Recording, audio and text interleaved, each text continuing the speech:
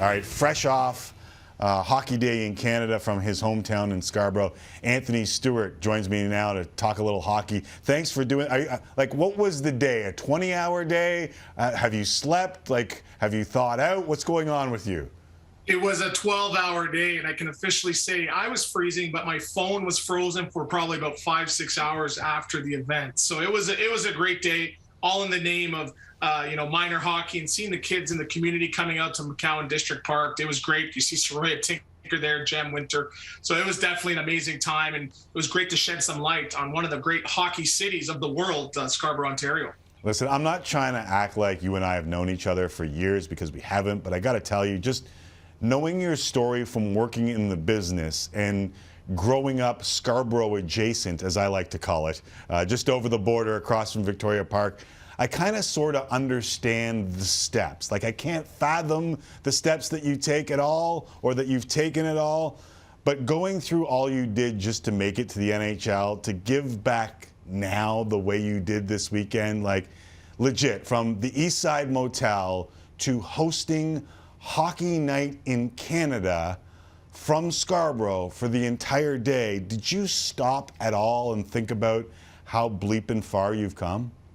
No, not really. You keep pushing, and I think that's part of it. You don't really shed too much light on your own plight. And it's funny, I was going to mention on air, but I'm like, that's too much Scarborough information. I'm like, anyone from Scarborough, they'll tell you they probably lived in 7, 8 different apartment buildings and went to 6 or 7 different schools. And I wanted to say, Ron, I went to Pringdale down the street. I went to Albert over here. And he'd probably be like, what's going on with you guys? You need a better real estate agent. So I didn't bring that up, but and I think that should sort of be the messaging for these kids. Here it is. You got myself and my brother, who went on to have a better NHL career, to have these plights that they've gone through, and they make it to the National Hockey League, and the game of hockey changed their life. So as bad as it is and as bad as it can be, it gets better. And if you can have two young bucks getting in trouble, knuckleheads from Scarborough, make it to the National Hockey League and onto TV, anybody can make it. So I think that's the messaging that needs to be said to some of these kids in the next generation. I loved when Anson Carter came on and you talked about him helping you pick up a lunch after working out, or a little grub after you worked out. Honestly, did you ever think anything like Saturday was possible when it was at its toughest for you guys? No, and I think that's why they picked Scarborough as a destination, because we only had about 2.5 weeks to put it together. So they called me, hey, can we do that? But Councillor Michael Thompson is a big hockey advocate. He loves his city, and he basically gave us, the whole keys to the city to make it go through. And it was just amazing how they got set up so quickly with the lighting and the trucks and everything, and getting the kids together. Scott Oakman with the GTHL, he put together 5 or 6 teams together. So it was a great day. And the funny part is, word travels fast, especially in Scarborough. So word on the street that it was going down very quickly. So I think they were anticipating maybe about a quarter of the people that showed up. By midday, I think there was close to probably 600-700 people, which was great. Oh, man, I got 3 or 4 texts. Where are they? Where are they? And where can you be? There's 3 outdoor rinks that you drive. You can take a 10-minute drive. Yeah. One guy was tweeting from his apartment building that he's there. Yeah, that's so awesome. So listen, honestly, from the outside looking in, and I kind of know a little bit about the steps, I was proud for you, and I hardly know you. It was an awesome, awesome day for someone who grew up kind of sort of in the neighborhood. Let me make the transition as eloquently or as terribly as I possibly can by asking you, with a full slate of action tonight, including a bunch of teams, who's the best team in Canada in the National Hockey League right now?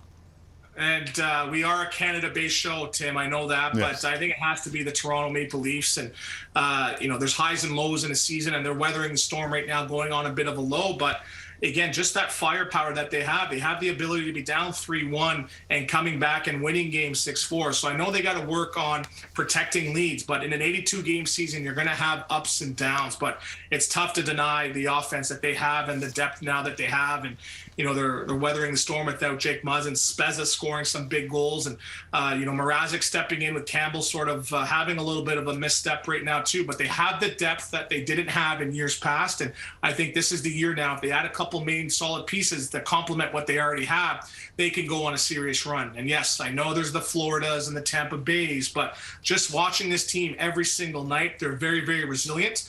they deal with adversity pretty well, and I think that's what separates them from years past. So Jesse and I have gone back and forth on this, and honestly, I don't know what to make of this stat that I'm going to give you. And it's a small sample size; it's 9 games. I'm not acting like we're breaking, we're breaking the internet with this, but they've allowed 33 goals in those 9 games. They're 6-2-1 in those 9 games. But here's my stat. So through January 7th, the Leafs were second in team goals against in the National Hockey League, first in team save percentage in the National Hockey League. Since that point, they are 29th in goals against and 30th in save percentage. Is that a super stat to you or a meaningless number? Well, I don't do good with numbers there, Tim. But the one thing I will say is, I look at it and I said I'll never bring up my BlackBerry. But when my BlackBerry gets down below 30%, so when I drain that battery down to below 30%, the performance isn't as good and it takes longer to charge. So my thing is, when you're winning these games 3-1, 4-1, they have to be 5-2, 4-2 games. But when teams are battling back now, it just doesn't hurt you physically, but mentally. So that emotional damage, it's tough to recover. In an 82-game season, you have to have, 8, 9, 10 of those wins be easy wins. But a lot of these wins that they're getting, they're hard wins. And I think that's really going to wear on them the last quarter of the season. Game 60 to 80, it's like a different league. I go back to my own career.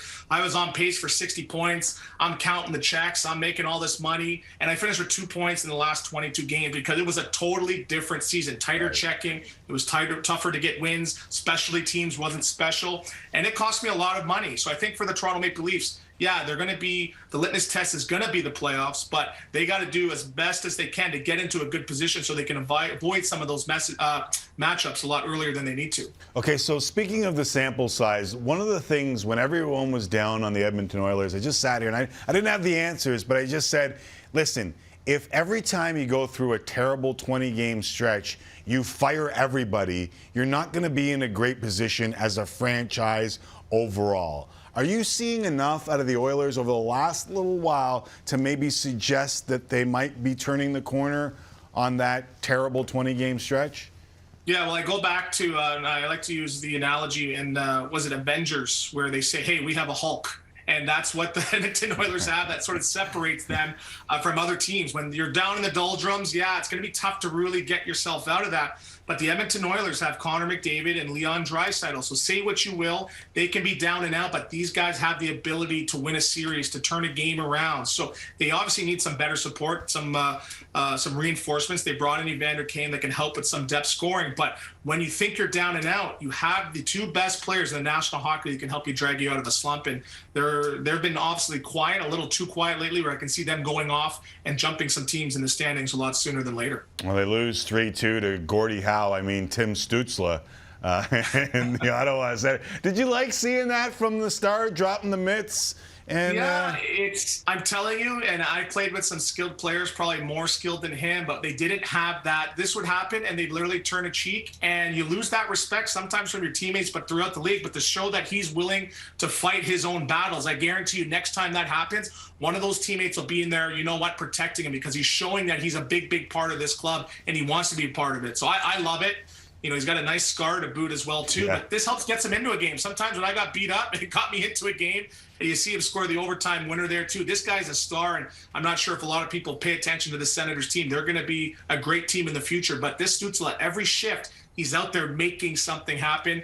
You're going to know his name throughout the whole entire league a lot sooner than later. All right, I want to rifle through some of the rest of the league here. Jets are at the Flyers tonight. Canucks are at the Predators tonight as they go back-to-back after beating Chicago last night. Let's start with the Jets, because when I asked that question at the start of the year, who's the best team in Canada, there are a lot of folks answering the Winnipeg Jets. And to be honest with you, Stewie, I didn't disagree with a lot of them.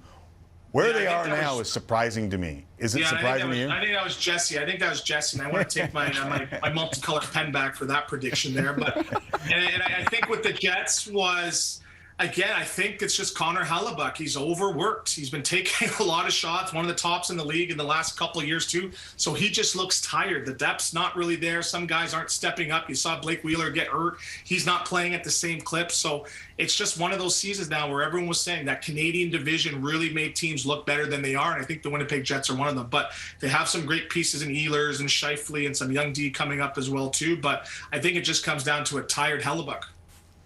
Yeah, the goalies can mask a lot. We're seeing that in Calgary as well. Let's get one last one. In the Pacific, as you look at that division, do you think the Canucks might be able to make this Bruce There It Is work all the way into the playoffs? Or will they start dealing some pieces here as they try and figure out what the future is going to like? It's not a good look to be against the cap and not make the playoffs. Well, I don't get it. Like, you're looking at a player like JT Miller, Yes. who is the only player over a point a game on that team. How do you get rid of him when he's got cost certainty past this year? He's at a decent number, and he's a guy that's a game breaker. So I know there's a new regime coming in, and GM JR likes to make a lot of deals, but I don't think they're a lot that farther away as people think. And I really commend the ownership for bringing in a coach like Boudreau, because he was the perfect type of coach for this group, where, again, it's not overcomplicated with the system. It's more about building the relationships with the players. And you see some players over the year and last year, they're struggling individually. So I think he's one of those coaches that could come in and develop these guys. You know, Pettersson's, looks like he's turning a corner here. Quinn Hughes is playing some great hockey as well, too. They got a top-end goaltender in Demko. Just a couple modifications. I think they're going to be back in it and back in that playoff race. So whether or not they make it this year, Boudreau's injected a new lease on life with them, and I think that's good for the fans and really set them up for going up past this season. Stewie, always great catching up with you. And again, so great to see Hockey Day in Canada out of Scarborough. And to do the Ron MacLean full circle thing, shout out Owen Sound, because they were supposed to host, but because of all of the COVID situations, they had to pass on it. Hopefully they're going back there. Head coach, OHL, Owen Sound, Greg Walters. Guess where he's from? Scarborough. Full circle. I thought you were going to shout out the waist suits then. I thought you were going to do that. I felt bad. Ron didn't want to walk down the road after I started getting into the man. I don't think anyone would get this joke, but we had to end it on a full Scarborough night. It wasn't a Scarborough night without a kid getting his hockey stick stolen. So welcome to Scarborough. Or it would have been me at Scarborough Town Center losing my Yankees hat, but that's a story for another day. Thank you very much, Stewie. Thanks a lot. Thanks. There is Anthony Stewart joining us here on Tim and Friends.